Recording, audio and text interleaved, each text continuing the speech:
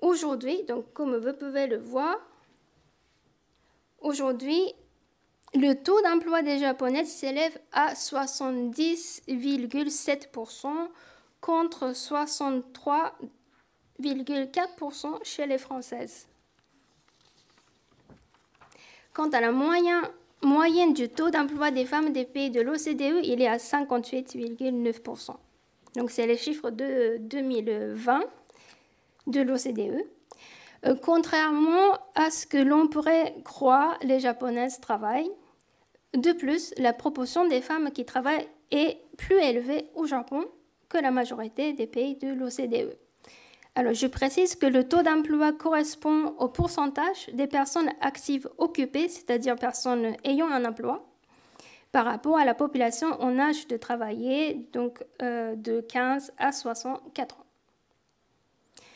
Peut-être que certains d'entre vous vous dites « Ok, le Japon a fait beaucoup d'efforts pour que les femmes entrent massivement dans le marché du travail, mais traditionnellement, les femmes japonaises ne travaillaient pas. » Cette image selon laquelle traditionnellement les femmes ne travaillaient pas est aussi erronée. En réalité, que ce soit en France ou au Japon, la grande majorité des femmes ont toujours travaillé. Au moment où le monde rural dominait, les femmes étaient occupées dans les fermes. Elles pratiquaient aussi des activités comme le commerce, tout comme les hommes. Elles étaient également dans l'artisanat textile et les services domestiques, entre autres.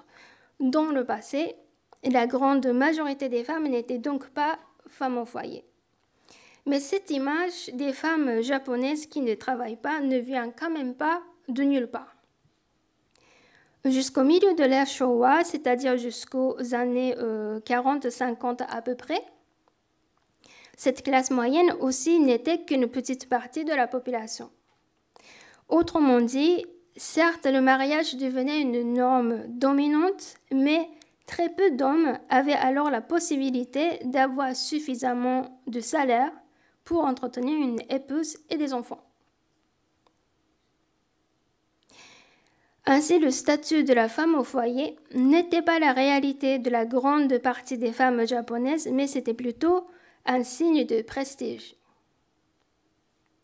Et c'est seulement pendant la période de la haute croissance économique qu'on appelle le Kodo Keizai Seichō, c'est-à-dire entre 1954 et 1973, que le taux d'activité féminin baisse pour la première fois d'une façon significative, atteignant ainsi son taux le plus faible, 45,7% en 1975. La sociologue Ochiai Emiko appelle ce phénomène la généralisation du modèle de femme au foyer, Josei no Shufuka.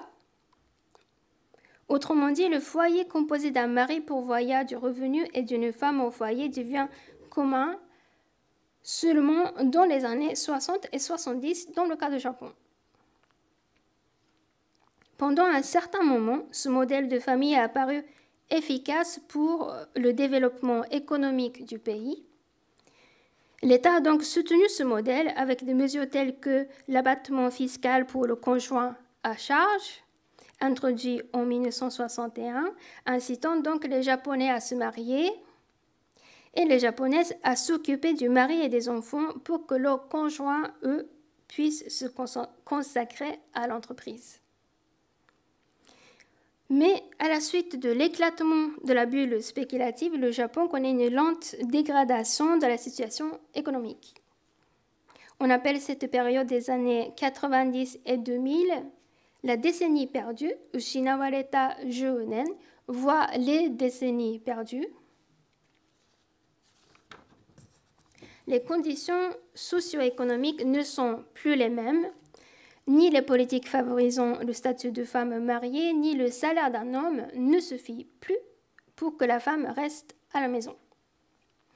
Même pour une femme qui souhaiterait devenir femme au foyer, à moins qu'elle appartienne à un milieu favorisé, ce n'est tout simplement plus possible.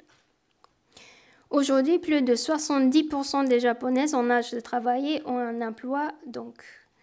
Mais attention, cela ne signifie pas pour autant qu'elles travaillent de la même façon que les hommes. la majorité des employées féminines sont ce qu'on appelle employées non régulières et sont donc signataires d'un CDD, intérimaire, vacataire, etc. Alors que parmi les employés masculins, ce sont les employés réguliers qui sont majoritaires, à savoir 78%. Donc pour les japonaises, c'est 54%. Et pour... Non, pardon.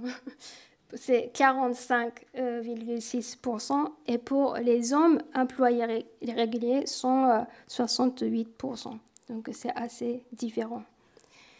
Au Japon, comme dans d'autres pays, en comparaison avec les hommes, les femmes sont moins susceptibles d'occuper un emploi à plein temps, ont plus tendance à avoir un emploi à bas salaire et moins de chances à progresser professionnellement.